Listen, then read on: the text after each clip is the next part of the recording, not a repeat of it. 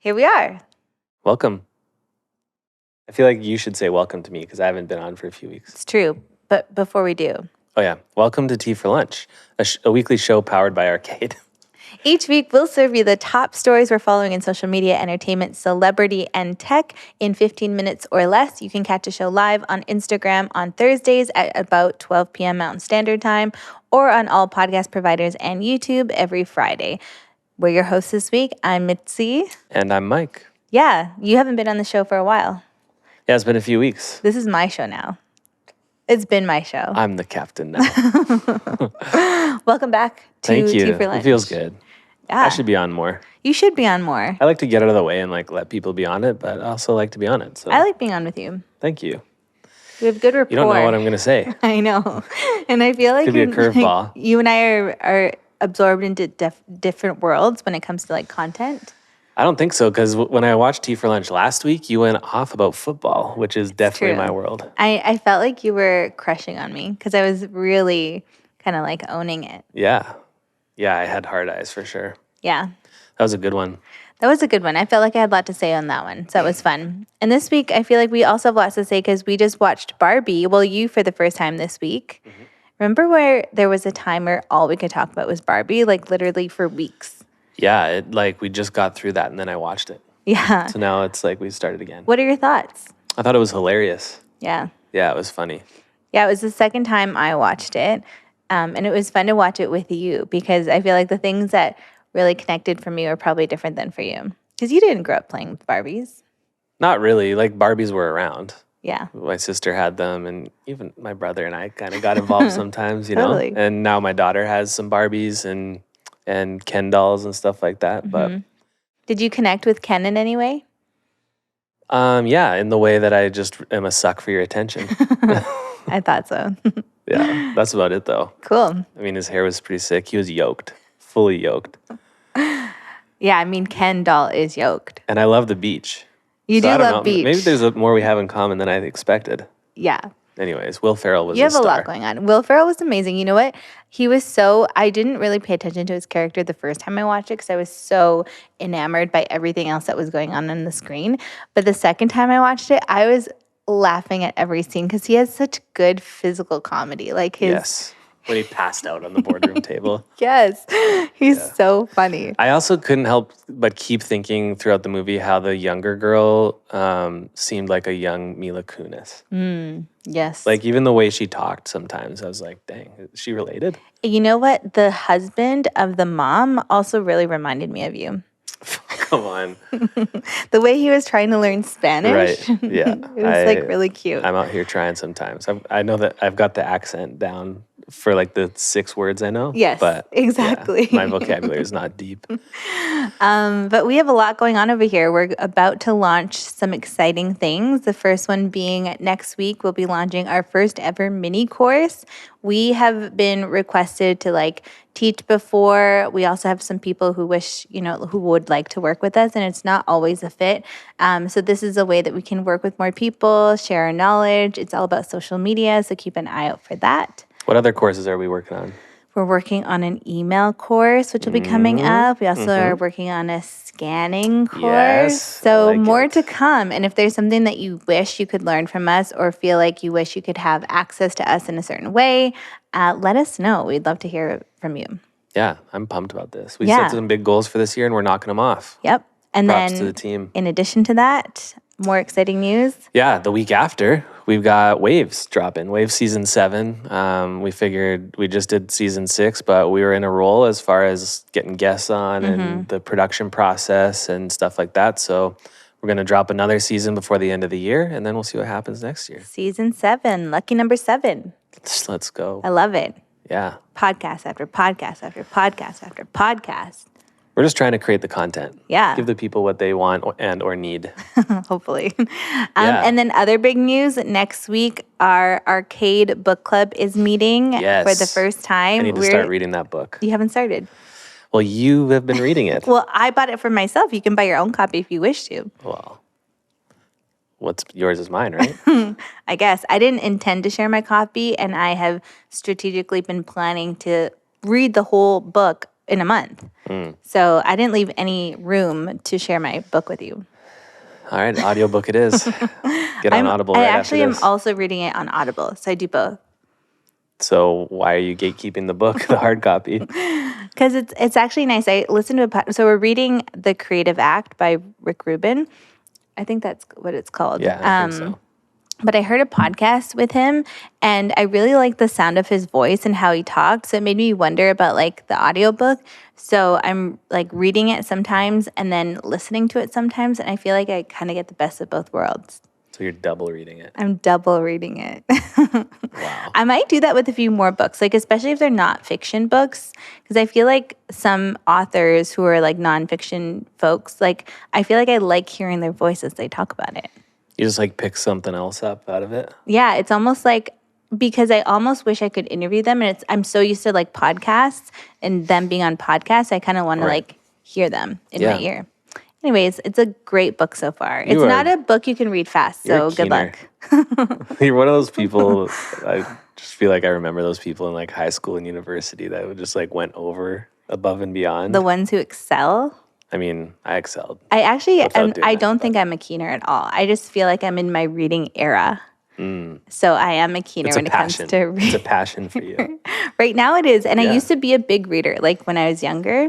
And then I had kids and I never read. Yeah, you got all the tools now too. You got a reading light. You got this like contraption that holds the book open for you. You've got these like magnetic like fold over bookmarks in all different colors. All of those things came in one gift. So I'm not like going crazy with the book merch right now, but I was gifted some really great book lover stuff. Fantastic. Trinkets. Well, 7 minutes in, should we get into the sip? Let's do it. All right. First up, it's time for the sip, your weekly rundown of the top stories happening in social media. So first up, Meta is expanding its paid verification program to business accounts. I'm already on the wait list. TikTok has officially launched its labels for AI-generated content. YouTube has announced a new mobile editing app called YouTube Create. WhatsApp is launching topic-based channels in more regions, and X is talking about charging all users. I really want to know what you think about X charging all users. I'm like down on Twitter right now. I've always been a fan. I like the text-based environment. So I liked Twitter. I still like Twitter. Liked it more. I liked Threads. I haven't been on it in weeks. Part of it I'm sure is personal. I've just been busy and like haven't had a lot of time to like create content, let alone consume on all those platforms. But I also just feel kind of meh about where Twitter or X is going under Elon's rule. Yeah, I feel like you're the last of us to become meh, because you were a big like Anyone else? believer. I think all of us have been like The last man standing at Arcade. You literally are. So yeah, so I'm not going anywhere. I'm still going to use it. I pay for Twitter Blue. So I don't know. We're just taking a break and I'll be back soon. But it's kind of mid right now. Yeah, it is mid for sure. Also, one thing that didn't make it into the sip that I saw, CapCut introduced a Canva competitor, right? Like really? I didn't see that. Well, into it. Maybe we'll get it in next week. Yeah, I don't use Canva, but I would use a Canva competitor in CapCut. Yeah, CapCut's lit. Yeah, into it.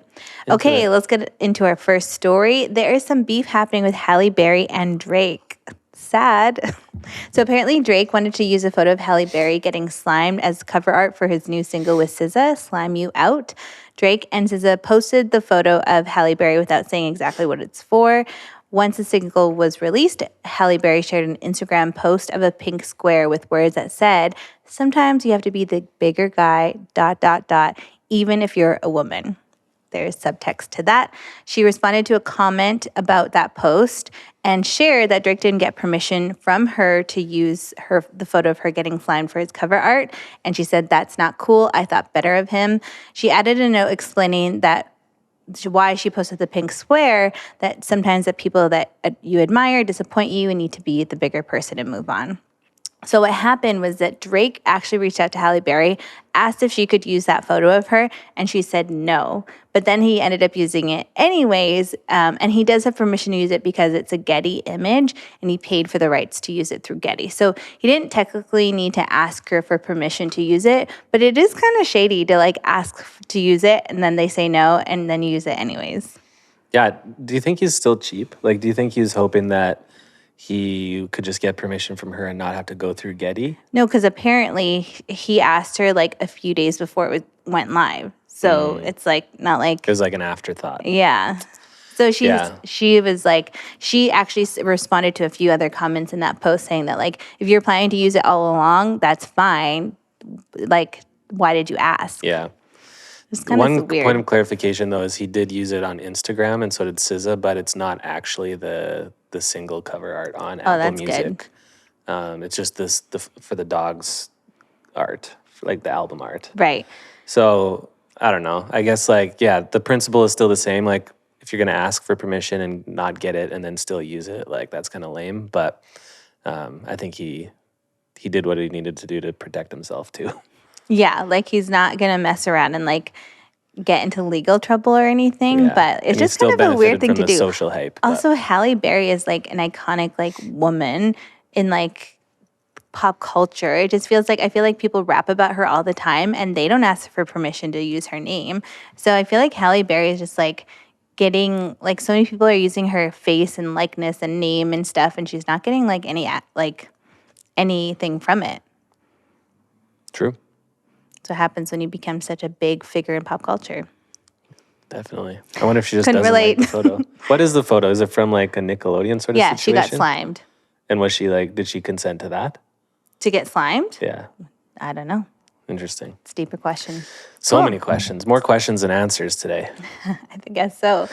Next up, TikTok is partnering with Billboard to create a trending track list. So I think a lot of us have been getting music inspo and just like jumping on trends through TikTok already, but they're formalizing it and continuing their major impact on popular music through this TikTok Billboard Top 50 chart. So the weekly chart will highlight the top trending songs on the platform in the US. It'll be the first official chart in the US to monitor music discovery and engagement on the social platform. And it will be made up based on a combination of creations, video views, and user engagements by the US TikTok community. It'll be released weekly on Thursdays. What do you think? I mean, whatever. Like, I feel like doesn't TikTok already do this? Like the top trending sounds, like in the app. Like if you're looking for a sound, it already has the top. Yeah, but that's not trending. exclusively music. That could be like any sound, any audio. Yeah, people talking, clip from a video. So this wouldn't actually contribute to like the Billboard Top 100, right? It would be a Billboard chart. It'd be a separate chart. Right. And I'm sure there'll be some like repeat appearances, like some that are on the TikTok chart and some that are on the Billboard Top 100. And it might even show how much of an influence, if those two charts are next to each other, how much of an influence TikTok has on that top 100. I mean, if I were an artist, it would feel like the TikTok chart is like a sub chart to the Billboard chart. It just doesn't. Yeah. But I don't see why a TikTok like sounds and usage shouldn't contribute to the overall Billboard Top 100 chart. Like, why does it have to be in a separate chart? But I guess they're like tracking to see momentum TikTok on that specifically, chart to get into the Billboard chart. But I heard that the Vivo plays or like YouTube, like official music video plays are attributed in the overall Billboard 100 chart. So maybe TikTok is. Oh yeah, maybe. Well, probably. Cool. It's listens, it's views, you know. Yeah, I mean, I think it'd be cool to watch, but... And we already see, like, it seems like, we don't know for sure, it seems like artists and songwriters are, like, considering what will work on TikTok as, like, a soundbite when they produce new songs. Right. A lot of them are. Yeah. The ones that would want to be on the top 100. Yeah. I wonder if this is going to influence, like, artists to create more music for TikTok in order to get on the top 100. But I guess it's nothing new because before an artist would create music for radio in order to get into the top 100. Yeah, I was thinking about this too, and I feel like all along songwriters have thought about songwriting as like wanting to have a hook in the song, you know, like the thing that catches people. So I feel like it's really thinking about it very similarly, but the hook, you're considering TikTok. This reminds me of something I read in my book. By Rick Rubin, and he says that the audience doesn't matter. You should never consider the audience when you're making art. Respect. So. That's gangster. I know. That really like tripped me up because I'm like, what? All I do is think about what people would think. That's because we're marketers. True, not artists. Wow. Okay, last story here. Finally, would you go to a grocery store to shop from a screen? Hell no. Retailers like Kroger and Walgreens have been installing screens on cooler doors to display products and ads. People have been taking to TikTok to share how the screens are actually making it harder to shop. And sometimes the screen will display an ad, meaning customers have to wait to the end of the ad to finish to see what's in the cooler.